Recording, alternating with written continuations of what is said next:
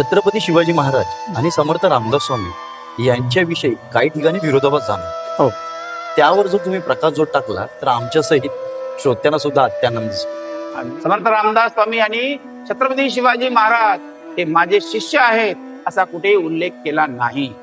पत्र क्रमांक 6 त्यामध्ये छत्रपती शिवराय समर्थांना 15 ऑक्टोबर 1678 साली गद्यपत्रात लिहितात, श्री सद्गुरुवर्य श्री सकल तीर्थ स्वरूप श्री कैवल्य धाम श्री महाराज श्री स्वामींच्या सेवेशी चरण रज अशी विशेषणे पत्रात लिहितात. शेवटी हेच म्हणावे लागेल, कलीने आपले म्हणणे सत्य केले. तसेच सर्वांचा द्वेष अंतरी घेऊन डाव्या हाताने शिष्ण म्हणजे लिंग धरून ब्रह्म्याच्या सन्मुख उभा आहे. तर तुम्ही कलीचं जे विश्लेषण केलं ते एकदम तंतोतंत खरंय. ते कसं तर नाशिकमध्ये घडलेला महिलांवरचा अत्याचार असेल किंवा काल परवापर्यंत त्या चिमुकलीवर झालेला अत्याचार ही त्याची जिवंत उदाहरणं आहे असं म्हटलं तर बिलकुल वावगं ठरणार नाही. की हे गरुड पुराण ब्राह्मणाने लिहिलेले नाही. आणि शेवटी आपल्याला जे न्यायला येतात आपल्या भाषेत यम, तोही ब्राह्मण नाही. कारण ब्राह्मण ही जात नव्हे, हे वर्ण आहे. त्याच काळामध्ये समर्थ रामदास स्वामी यांच्याकडून एक विशेष असा चमत्कार घडला. तो म्हणजे कुलकर्णी ब्राह्मणाचे समर्थाने प्रेत उठवले. ही चमत्काराची बातमी वाऱ्यासारखी जिजामाता यांच्यापर्यंत पोहोचली. त्यावेळी बाळ शिवाजी हे 1.5 वर्षाचे होते. समर्थांच्या भेटी अंतर्गत शहाजीराजे भोसले समर्थांना म्हणाले, माझ्या मसूर या प्रांतात मुस्लिम लोकांचा अत्याचार आणि स्वैराचार वाढत चालला आहे. त्यावेळी समर्थ रामदास स्वामी म्हणाले, चिंता नसावी. आता छत्रपती शिवरायांच्या आणि समर्थांच्या भेटी झाल्या किंवा नाही हा विषय आपण बाजूला ठेवू. पण समर्थ रामदास स्वामींच्या शेवटच्या काळात अर्थात निजधामाच्या काळी छत्रपती शिवरायांच्या सज्जनगडावर समर्थ रामदास स्वामींनी देह ठेवला. हे लोक हो त्रिसत्य आहे.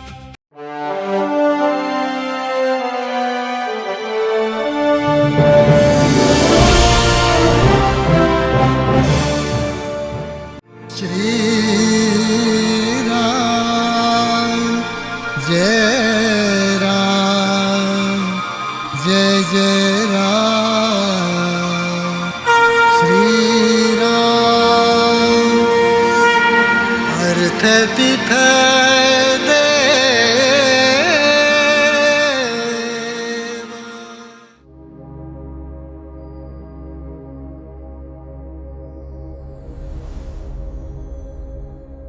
नमस्कार रसिक श्रोत्यो, मी प्रशांत अशोक साठे, हिंदवी स्वराज्य प्रोडक्शन हाऊस प्रस्तुत अर्थात टर्ले टीव्ही या युट्यूब चॅनेलच्या माध्यमातून अर्थतीर्थदेव या आध्यात्मिक सिरीजद्वारे राष्ट्रसंत श्री समर्थ रामदास स्वामी यांच्या जीवन चरित्रावरती आधारित श्री समर्थ विवरण मालिकेमध्ये तुम्हा सर्वांचे मनापासून हार्दिक स्वागत आहे.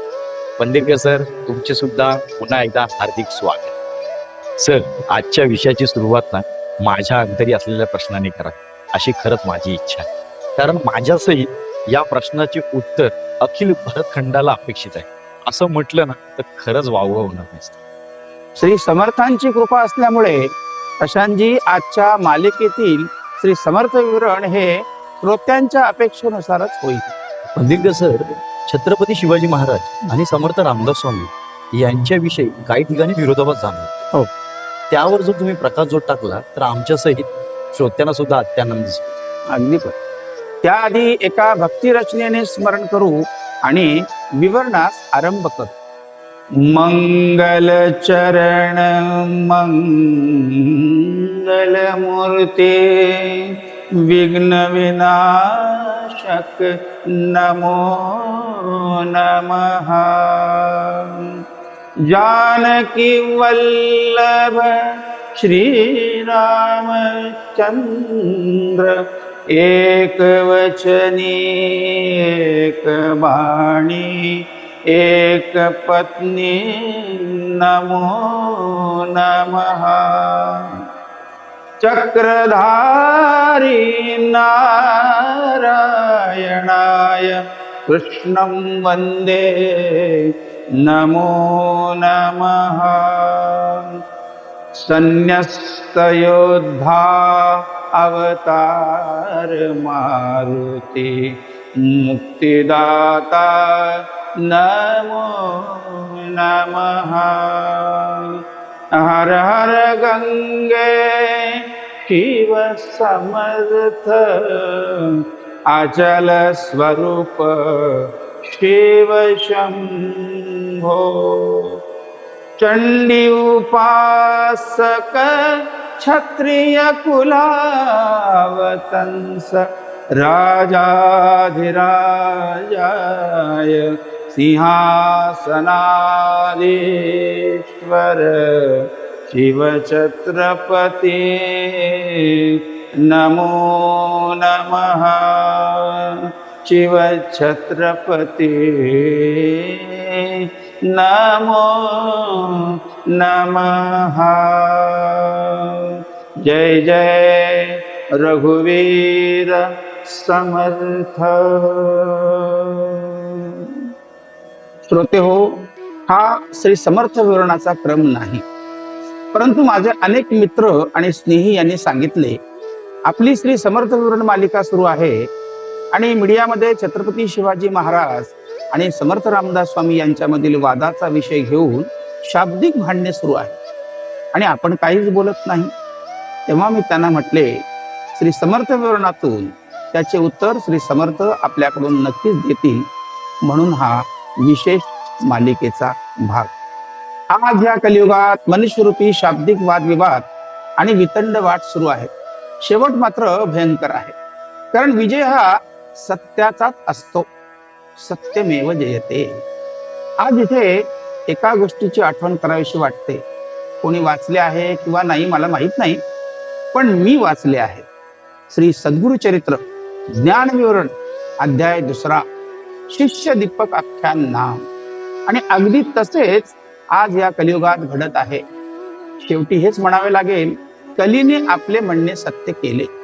आज आपण कलीच्या बाजूने अर्थात असत्याच्या बाजूने आहोत की सत्याच्या बाजूने, कारण त्याच अध्यात्मामध्ये ब्रह्मदेव यांनी कलीला काही नियम लावून दिलेले आहेत आणि ते कलीने मान्य केले की जे दास्यभक्ती उपासना आणि सत्याच्या बाजूने असतील त्यांना मी बाधणार नाही। आता कलीचा या कलियुगात ब्रह्मदेवापुढे काय संकल्प आहे तो आपण विवरणातून श्रवण करूया। सर, सद्गुरु चरित्र आपल्याकडे लाखो लोक वाचतात, हो ना? तोच अध्याय तुमच्या तोंडून आम्हाला साध्या आणि सोप्या शब्दात ऐकायला नक्की आवडेल। त्यासाठी आम्ही खरोखर उत्सुक आहोत। ह्या कलियुगातील कली सृष्टीकर्ता ब्रह्माच्या समोर येऊन कसा उभा राहिला पहा। विचारहीन अंतःकरणी, त्याच्या अंतःकरणातील विचार हीन आहे। पिशाच्या सारखा वदनी, एखादा पिशाच्या सारखे त्याचे तोंड आणि तोंड खालते करुणी ठाई ठाई पडत असे। म्हणजे तोंड खालती, कारण वरती बघण्याची पात्रता नाही, आणि सतत पडत आहे म्हणजे उभे राहण्याची पात्रता नाही। क्रूर आपण विरागहीन, कलह द्वेष सवे घेऊन वाम हाती धरुणी शिष्ण येत ब्रह्मया सन्मुख। स्वभावाने अत्यंत क्रूर आणि विरागहीन म्हणजे वैराग्याचा लवलेश नाही। तसेच सर्वांचा द्वेष अंतरी घेऊन डाव्या हाताने शिष्ण म्हणजे लिंग धरून ब्रह्म्याच्या सन्मुख उभा आहे। जीवा धरुणी उजवे हाती नाचे कली अतिप्रीती, दोषोत्तरे करी स्तुती पुण्य पाप संमिश्र। उजवा हात हा शुभ कर्माचे प्रतीक मानले जाते, परंतु हा कली उजव्या हाताने जिव्हा म्हणजे जीभ धरून आहे आणि वेडा वाकडा नाचत आहे, म्हणजे कुणाच्या जिभेवर ताबा ठेवणार नाही। मी असा शब्द वापरेन की ज्याच्यामुळे कलह आणि आपापसात भांडणे होऊन एकमेकांचे मुडदे पडतील। आणि पुढे आणखी महत्वाचे कली सांगत आहे, दोषोत्तरे करी स्तुती पुण्य पाप संमिश्र। जो आपापसात द्वेष आणि मत्सर पसरवेल त्याची मी स्तुती करीन, आणि पुण्यवंत आणि पापी माणसांमध्ये कलह म्हणजे आपापसात भांडणे लावून देईन। थोडक्यात काय, तर या कारणे लिंग जीवा धरुणी नाचे ब्रह्मदेवा, जेथे जाईन मी स्वभावा आपण न भिये कवणिया। अगदी सरळ शब्दात म्हटले तर लिंग आणि जीवा म्हणजे वासनेवर ताबा ठेवणार नाही आणि जिभेला शांत बसून ठेवणार नाही, आणि मी कुणाला घाबरत नाही असे ठामपणे ब्रह्मदेवापुढे वचन देऊन ते वचन कलियुगात मी सत्य करीन। आता प्रश्न असा उरतो की आपण कशामध्ये मोडतो? आपण ब्रह्माच्या बाजूने की कलीच्या बाजूने? अर्थात सुज्ञास सांगणे न लगे, पहावे आपणासी आपण, या नाव आत्मज्ञान. आम्हाला माहित आहे तुमची योग्यता. किती वेळ असे सूर्याकडे आपण बघत राहणार? शेवटी नतमस्तक व्हावेच लागेल. बरं, लवकरच व्हा. दुसरे काही नाही, डोळे निस्तेज होतील. आकाशात विश्वंभर तळपणाऱ्या सूर्याला जमिनीवरून एका शुद्र माणसाने बॅटरी दाखवायची की हात जोडून नमस्कार करायचा? कारण सूर्याने दिवस दाखवला नसता तर आपण कुठे ज्ञानाच्या पुशारक्या मारल्या असत्या. म्हणून सूर्य आहे म्हणून ज्ञान आहे. सूर्य नसेल तर संपूर्ण अंधार. कोणाला ज्ञानाच्या गोष्टी शिकवणार आणि कोण ऐकणार? एक योद्धा, एक संन्यासी, अर्थात एक वाघ आणि एक सिंह, दोघे परस्परांमध्ये बोलत असतील तर बोकडाने काय करावे? श्रोतेहो, संत परंपरा असा उल्लेख आपण करतो. अर्थात संत हे वंश परंपरागत भक्ती, ज्ञान, उपासना आणि सामर्थ्य घेऊन आलेले असतात. आपण जे त्यांच्याविषयी वाचाळता करता, तुमची वंश परंपरा आम्हाला समजेल का? विद्यापीठात शिकून आलेल्या तत्वज्ञानाने संत परंपरेच्या ग्रंथातील त्रुटी काढता तुमचं पद आम्हाला कळेल का? सद्गुरु परब्रह्माच्या स्मरणातून संत परंपरेने लिहिलेले अभंग, त्यातील चुका तुम्ही शोधता. अहो महाशय, तुम्ही गरुड पुराण वाचले आहे का? अहो, संत परंपरेचा तुम्ही एकेरी उल्लेख करता. तुम्ही तुमच्या वडिलांना एकेरी शब्दात बोलल्यानंतर तुम्हाला काय अनुभव आला तो सांगाल का? मला माहित आहे देवाचा एकेरी उल्लेख हा आत्मीयतेने केला जातो, पण मला हेही माहित आहे की आपण हा एकेरी संतांचा उल्लेख द्वेष, मत्सर, तिरस्कार या भावनांनी करीत आहात. तुम्हाला तुमचा शेवट पाहायचा आहे? गरुड पुराण वाचा. ज्या श्रीरामाचा आपण तिरस्कार आणि द्वेष, मत्सर करतो तो श्री म्हणजे निर्गुण निराकार, ज्याने आपल्याला जन्माला घातले, आणि राम म्हणजे अंतरीचा अंतरात्मा. म्हणून आपण जन्माला आलो हे विसरून कसे चाले? चारी युगांचे अधिपती जगद्गुरु नारायणापासून पुढे आलेली संत परंपरेच्या 4 युगांची बेरीज 43,20,000 आहे. आज आपल्या आयुष्य किती आहे? जास्तीत जास्त 90 ते 100 पर्यंत गाठणार. आपले अस्तित्वच राहणार नाही हे निश्चित, परंतु संत परंपरा 4 युगे निरंतर राहणार हे त्रिसत्य आहे. मरावे परी कीर्ती रूपे उरावे. महाराज, याचे स्मरण असावे की नाही? ही पंचभूतिक 5 तत्व ज्यांच्या चरणी नतमस्तक आहेत ती म्हणजे संत परंपरा, आणि त्यांच्याविषयी आपण वाचाळता करतो. कुठे तुम्हाला जागा मिळेल? म्हणून मी मगाशी म्हटले की गरुड पुराण आपण वाचले की नाही? अजूनही वेळ गेली नाही. त्वरा करा, गुगलवर अवेलेबल आहे. बरं, एका शंकेचे निरसन करतो की हे गरुड पुराण ब्राह्मणाने लिहिलेले नाही. आपल्याला जन्माला घालणारा ब्राह्मण नाही. ही सृष्टी ज्याने निर्माण केली तो ब्राह्मण नाही. आपल्याला जेवढे ये लोकात गुरु भेटले ते ब्राह्मण नाही. स्मशानात आपल्या प्रेतावर ज्याने लाकडी रचली ते तो ब्राह्मण नाही. आणि शेवटी आपल्याला जे न्यायला येतात आपल्या भाषेत यम, तोही ब्राह्मण नाही. कारण ब्राह्मण ही जात नव्हे, हे वर्ण आहे. ते आपण श्री समर्थ विवरण मालिकेत पाहिले आहे. म्हणून एपिसोड नक्की पहा. तुम्हाला आम्ही पुरेपूर ओळखले महाशय. माणसाने लिहिलेली पुस्तके, त्याचा अभ्यास करून ज्या माणसाने आपल्याला शिकवले त्या ये लोकातील शिकलेल्या विद्येचा अभिमान घेऊन आपण जर संतांविषयी बोललो, अहो आम्ही तुम्हाला ओळखले, परंतु तुम्ही आम्हाला ओळखले नाही याची खंत आहे. अजूनही वेळ गेली नाही. एका उच्च विद्या विभूषित डॉक्टर्स यांना कंपाऊंडरने ज्ञान शिकवायचं का?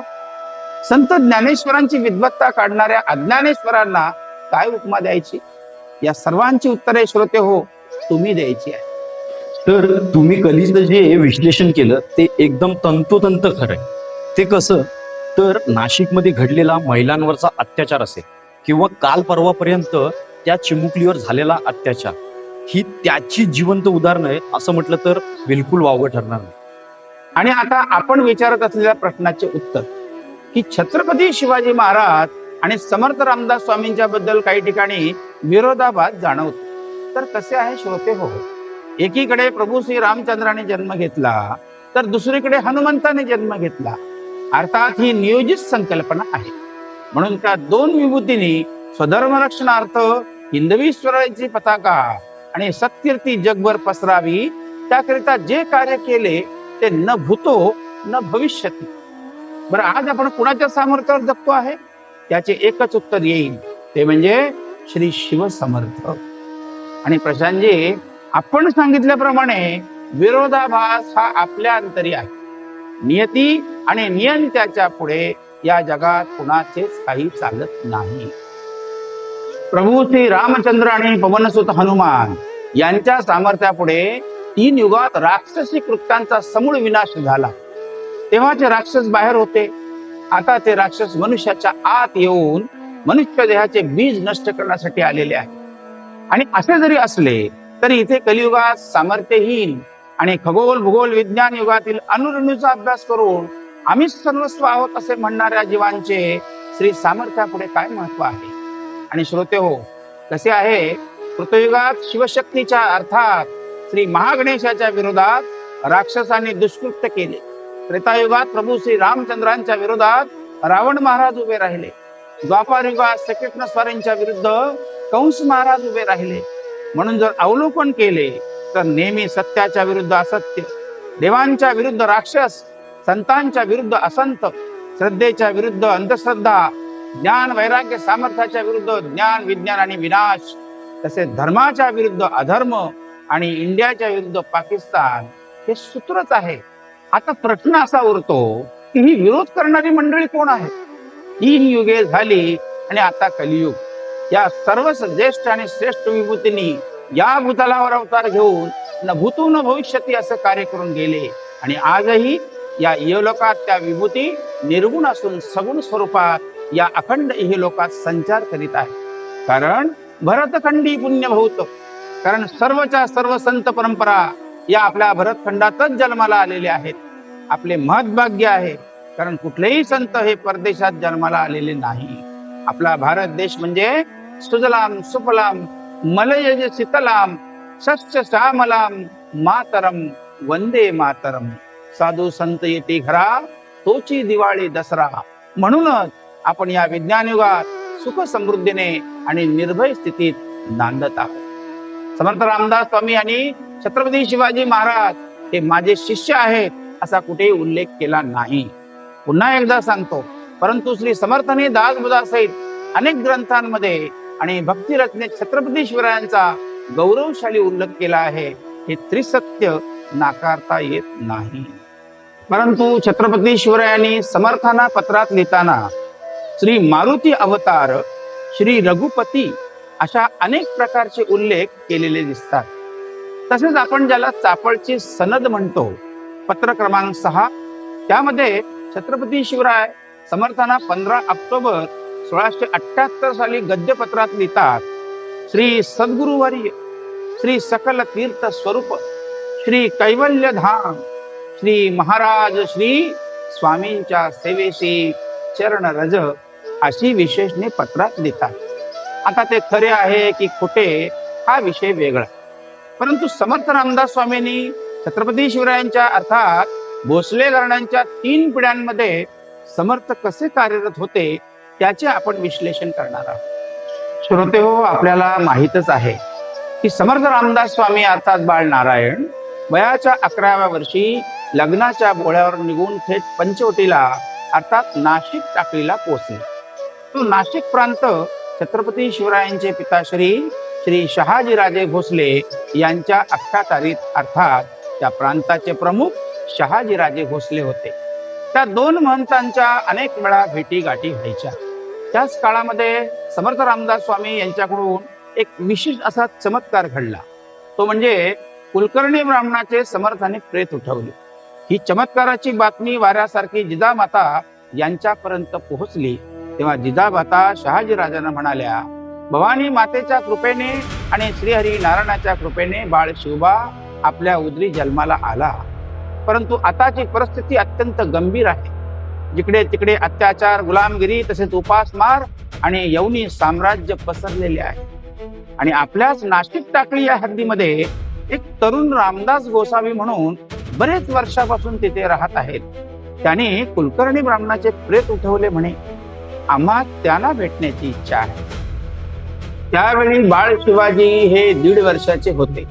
समर्थांच्या भेटी अंतर्गत शहाजीराजे भोसले समर्थांना म्हणाले, माझ्या मसूर या प्रांतात मुस्लिम लोकांचा अत्याचार आणि स्वैराचार वाढत चालला आहे. त्यावेळी समर्थ रामदास स्वामी म्हणाले, चिंता नसावी, श्रीराम समर्थ आहेत, तेच आपल्या कार्याची पूर्तता करतील आणि आम्हीही श्रीचरणी निवेदन ठेवत आहोत. त्यावेळी समर्थाने स्वतः मसूर गावी जाऊन तिथे हनुमंताची स्थापना केली आणि त्या ठिकाणी मठपती म्हणून 1000 टनाचा मुसळ सहज हवेत फिरवणारा मुसळराम शिष्य नेमला. त्याचा परिणाम असा झाला की त्या मुसळरामाचे धाडसी कर्तृत्व बघून सर्व मुस्लिम मसूर प्रांत सोडून घाबरून कायमचे निघून गेले. आता छत्रपती शिवरायांच्या आणि समर्थांच्या भेटी झाल्या किंवा नाही हा विषय आपण बाजूला ठेवू, पण समर्थ रामदास स्वामींच्या शेवटच्या काळात अर्थात निजधामाच्या काळी छत्रपती शिवरायांच्या सज्जनगडावर समर्थ रामदास स्वामींनी देह ठेवला.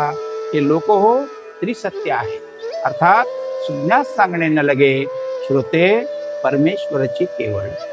आणि छत्रपती शिवरायांनी 1680 मध्ये देह ठेवला. नंतर केवळ 2 वर्षांनी समर्थ रामदास स्वामींनी सज्जनगडावर 1682 साली देह ठेवला. नंतर समर्थांच्या पश्चात आपल्या आबांचे अर्थात छत्रपतींचे श्रद्धेय स्थान म्हणून सज्जनगड किल्ला याचे नूतनीकरण धर्मवीर संभाजीराजे यांनी केले आणि त्याचे वर्णन अत्यंत सुंदर शब्दात केलेले आहे. अकल्प सह्याद्री शिखर स्थान श्री समर्थ स्वामींचे अधिष्ठान, संत सज्जन सुख स्वानंद घन आनंदे उत्साह करिता ती. आणि त्या सज्जनगडावर समर्थांच्या 30 वर्ष सहवासात राहिलेले भीमस्वामी तंजावरकर लिहितात, राया शिवछत्रपती समर्थांची अतिप्रीती, सज्जनगडी त्यांची वस्ती तेणे करविली. पुढे आणखी समर्थ प्रताप ग्रंथात श्री गिरधर स्वामी लिहितात, विवेकेची शिवराजे समर्थांसी विनविले, सज्जनगडी राहावे गुरुदेवे, सहस्त्रांकित सदन संकल्प केला, समर्थ सदनासी आरंभ झाला. मित्रहो, धन्य ती श्री सद्गुरु शिष्य परंपरा. श्री समर्थ रामदास स्वामींच्या कार्याबद्दलचा विस्तार पाहून ऊर खरोखर भरून येतो. सर, सुरुवातीला आपण वादविवाद याविषयी बोलत होतो. हो, बरोबर प्रशांतजी. ज्या वेळेपासून आपला जय जय रघुवीर समर्थ चित्रपट तसेच श्री समर्थांच्या जीवनावर पहिली नाट्यकृती श्री शिवसमर्थ नाटक आले तेव्हापासून आजपर्यंत मला अनेकांनी हे प्रश्न विचारले, परंतु या वादविवादात मी कधी पडलो नाही आणि याही पुढे कधी पडणार नाही. कारण या दोन्ही विभूती माझ्याच काय, अखिल विश्वाच्या श्रद्धेय आणि प्रातस्मरामी विभूती आहे. कारण समर्थ म्हणजे हनुमंत अवतार आणि छत्रपती शिवाजी महाराज म्हणजे शिवाचे अर्थात प्रभू श्री रामचंद्रांचे अवतार. आणि त्यांच्याविषयी अशा निरर्थक गोष्टीची चर्चा करणे म्हणजे महाभयंकर पाप आहे असे मला वाटते. म्हणजे असे झाले की ज्या पंचभूतांनी माझे आयुष्य घडवले आणि त्याच अस्तित्वात आपण जगत आहोत आणि त्याच पंचभूतांना मी गिळंकृत करीन अशी वाचाळता करणाऱ्या शब्द असुर व्यक्तिमत्वाला काय उपमा द्यावी हे तो श्रोते तुम्हीच ठरवा. म्हणून समर्थ आपल्या लेखणीतून आपल्याला अखंड सावध करतात, सार ते घ्यावे असार ते जाणून त्यागावे. म्हणून आज आपण समर्थ रामदास स्वामींनी छत्रपती शिवाजी महाराजांविषयी लिहिलेले साहित्य संग्रह याविषयी संवाद रूपी विवरण घेणार आहोत. बरं, आपण जे ऐकणार आहोत ते समर्थ लिखित आहे. तसे बघायला गेले तर या पवित्र आणि ईश्वरतुल्य महापुरुषांचे अंतःकरण तसेच त्यांच्या अंतरीची स्मृतिरूप प्रेरणा आणि त्या विभूतींची ईश्वरनिष्ठांची मांदियाळी अशा सर्वच पवित्र संतांच्या अंतरीचा विचार जाणून आणि उमजून घ्यायचा असेल तर सर्वप्रथम आपल्या मनबुद्धी आणि चित्ताची श्री सद्गुरुचरणी बसून अंतःकरणात शुद्धी करून घ्यायला हवी असे मला प्रामाणिक वाटते. आणि म्हणूनच जगद्गुरु संत तुकोबाराया आपल्या अभंगात लिहितात, हेची दान देगा देवा तुझा विसरण व्हावा, तुझा विसरण व्हावा, तुझा विसरण व्हावा, गुण गायन आवडी हेची माझी सर्व जोडी, माझी सर्व जोडी हेची माझी सर्व जोडी, न लगे धन मुक्ती संपदा, संत संग दे सदा, संत संग दे सदा.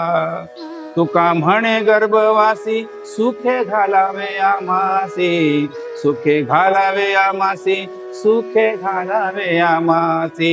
हेची दान दे गा देवा, तुझा विसरण व्हावा, तुझा विसरण व्हावा, तुझा विसरण व्हावा.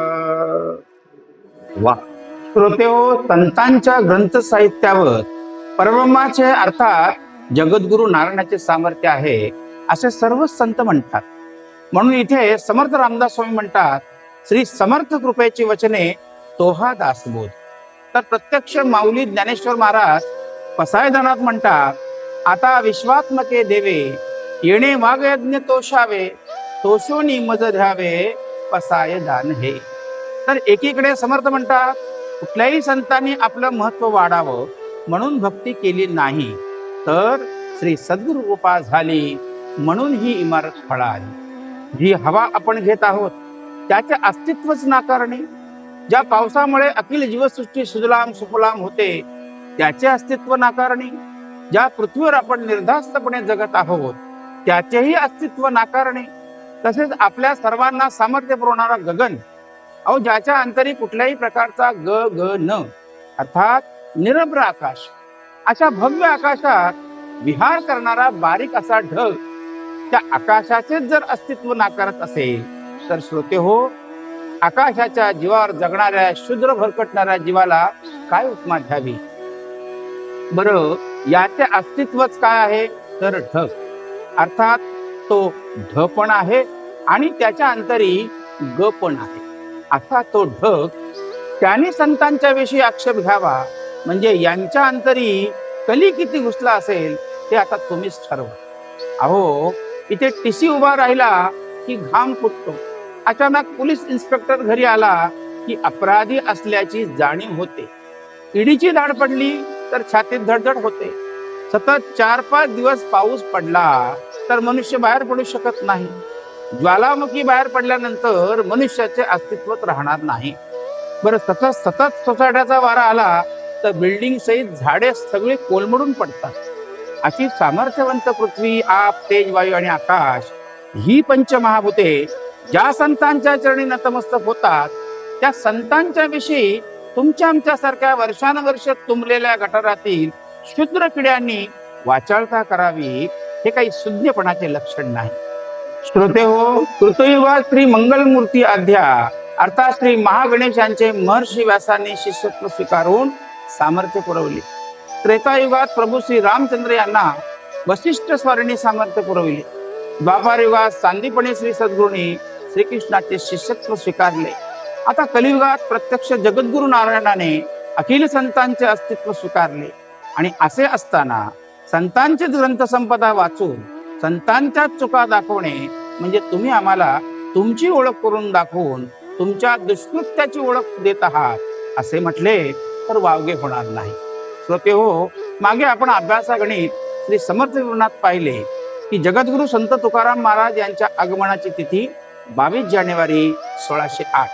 तसेच राष्ट्रसंत समर्थ रामदास स्वामी यांच्या आगमनाची तिथी 24 मार्च 1608 आणि महामानव हिंदवी स्वराज्य स्वधर्म प्रवर्तक छत्रपती शिवाजी महाराज यांच्या आगमनाची तिथी 19 फेब्रुवारी 1630.